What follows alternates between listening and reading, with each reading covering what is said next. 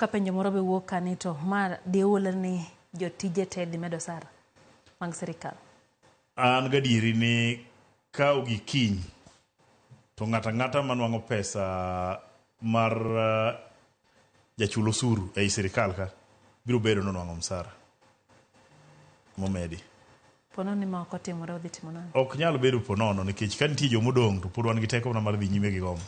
Ok wadwaro situation ma jomoko ywak to jomoko neno ber. Wadwaro ni ka jotich sirikal neno ber kata matin to ji onene te mondo mubed ni onge joma wabagwa madong' oko. Ano ka moro kuom penjo wacho ni to seche ma bende koro piny tek kendo giwacho ni uchumi ma pacho ka bende ok ber ahinya.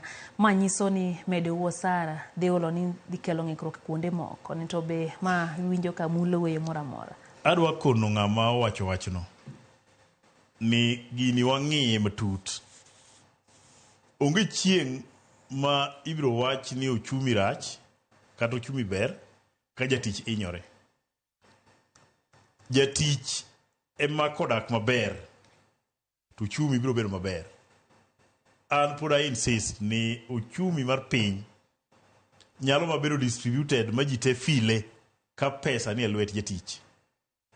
Sasa ma pesa onge lwet jotich, uchumi mangima safa kata inyore.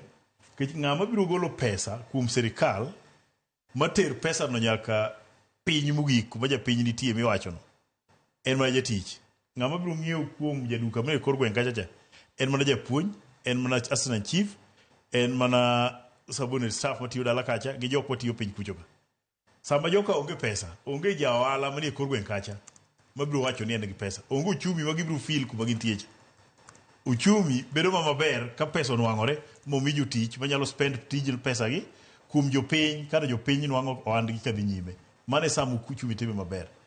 Sama in gi an ok waonge ability mar ng'iewo, that economy is dead. Otho, onge kumoro mabiro chiere.